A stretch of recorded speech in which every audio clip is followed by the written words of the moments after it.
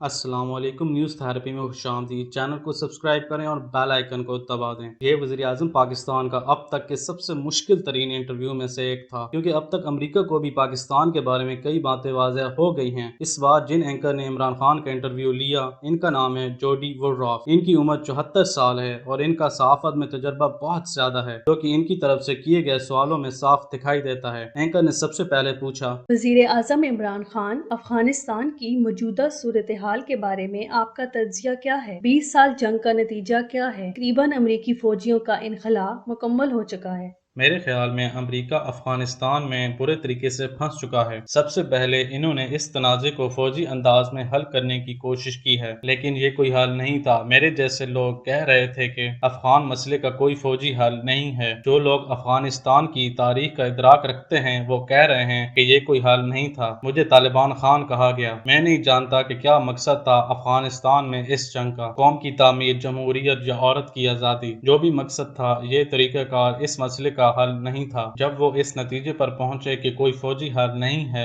बदकिस्मती से इस वक्त अमरीकी और नेटो फोर्सेस के पास सौदेबाजी की ताकत नहीं रही। जब 1.5 लाख फोर्सेस यहाँ मौजूद थी तब वक्त था, लेकिन जब फोर्सेस 10,000 रह गईं और जब इन्होंने इनखला की तारीख दे दी तो तालिबान समझे कि वो जंग जीत चुके हैं। अब इन्हें किसी सियासी हल के लिए मजबूर करना मुश्किल है, क्योंकि वो खुद को फातेह समझते हैं। माजी में जो कुछ भी होता रहा, अब तालिबान पेशकदमी करने के साथ तालिबान का मुतालबा है अशरफ गनी इक़्तिदार से अलहदा हो जाए। इस हवाले से आप क्या सोचते हैं? आपका क्या ख्याल है? मेरे ख्याल में जब अशरफ गनी सदारती इलेक्शन लड़ रहे थे, इस वक्त अमेरिका और तालिबान की बातचीत हो रही थी। पाकिस्तान ने तालिबान को अमेरिका के साथ बातचीत करने के लिए अपना किरदार अदा किया। मेरे ख्याल में सूरत हाल को मद्देनजर रखते हुए अशरफ गनी को सदारती इंतखाबात नहीं लड़ना चाहिए था, क्योंकि तालिबान ने इंतखाबात में हिस्सा नहीं लिया। मेरे ख्याल में अशरफ गनी को इंतखाबात मनसूख करके सबको सियासी दायरे में लाने की कोशिश करनी चाहिए थी। इससे तनाज़े का कोई सियासी हल निकल सकता था। फिर सदर बनने के बाद तालिबान से मुज़ाकरात का कहा, लेकिन तालिबान ने इनकार कर दिया। वो अमेरिका और दूसरे अफगान लीडर्स के साथ बातचीत करने के लिए तैयार थे, लेकिन अशरफ गनी से बातचीत करने के लिए तैयार नहीं थे। इस वजह से मुज़ाकरात डेडलॉक का शिकार होते रहे। अफगानिस्तान और अमेरिका के लोग पाकिस्तान पर इल्जामात लगाते हैं कि पाकिस्तान हुकूमत अफगान तालिबान को मदद करती है। आप इस हवाले से क्या कहते हैं? मेरे ख्याल में ये शदीद नाइंसाफ़ी है। मैं आपको इसकी तारीख के हवाले से बताता हूँ। 9/11 से पाकिस्तान का क्या ताल्लुक था? इस जंग से पहले अलकायदा अफगानिस्तान में थी। पाकिस्तान में कोई अक्सरियत पसंद तालिबान नहीं थे। 9/11 हमले में कोई पाकिस्तानी मुलविस नहीं था। पाकिस्तान की हुकूमत ने अमेरिका के साथ इस जंग में शरीक होकर अपनी तबाही की है। 70,000 पाकिस्तानी इस जंग में जाँ बहक हुए, जिस जंग से हमारा कोई ताल्लुक ही नहीं था। इस जंग से हमारी मईशत को $150 अरब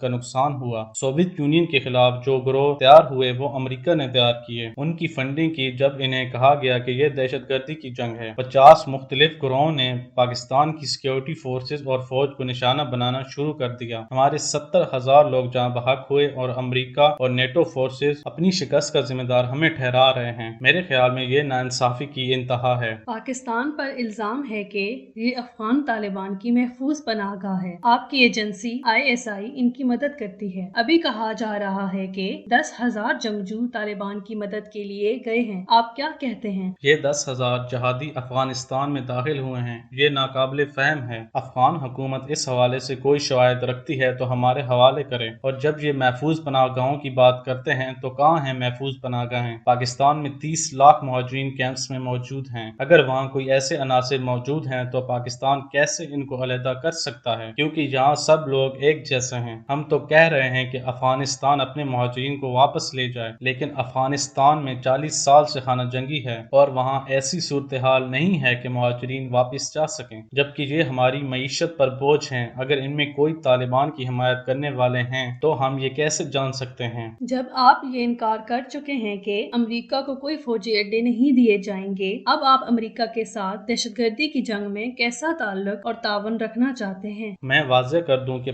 پاکستان اور افغانستان کے مابین 1500 میل طویل سرحد ہے۔ سارا علاقہ پہاڑی ہے اور یہاں کوئی سرحد موجود نہیں رہی، اسے ڈیورنڈ لائن کہتے ہیں۔ یہاں سے لوگ آزادانہ حالت میں ادھر ادھر آتے جاتے ہیں۔ برطانوی راج میں اس کی وجہ سے دونوں اطراف سے قبائل تقسیم ہوئے۔ اب پاکستان نے الزامات کو ختم کرنے کے لیے سرحد پر باڑ لگائی ہے۔ ہم نے اس باڑ کے لیے خطیر رقم خرچ کی ہے، جس کا 90% حصہ مکمل ہو چکا ہے۔ اب یہاں ایک مکمل سرحد بن رہی ہے جو پہلے نہیں تھی۔ جب آپ امریکہ کے اڈوں کی بات کرتی ہیں تو میں آپ کو واضح کر دوں کہ جس ملک کے 70,000 شہری جاں بحق ہوئے ہوں، جس کی معیشت کا دیوالیہ نکل گیا ہو، جب ہم 9/11 کے بعد امریکہ کے ساتھ دہشت گردی کے خلاف جنگ میں شامل ہوئے، جب پاکستان نے دہشت گردی کے خلاف جنگ شروع کی تو ملک بھر میں خودکش حملے ہو رہے تھے، جس کی تجارت اور سیاحت اس جنگ میں شمولیت سے تباہ ہوئی۔ اب ہم کسی تصادم کا حصہ نہیں بننا چاہتے۔ اگر افغانستان میں کارروائی کے لیے پاکستان میں اڈے ہوں گے تو اس کا رد عمل پاکستان کے خلاف آئے گا، وہ ہمیں نشانہ بنائیں گے اور ہم پھر سے اس تصادم کا حصہ بن جائیں گے جس کا ہم ماضی میں حصہ رہے ہیں۔ ہم امن کے شراکت دار ہوں گے،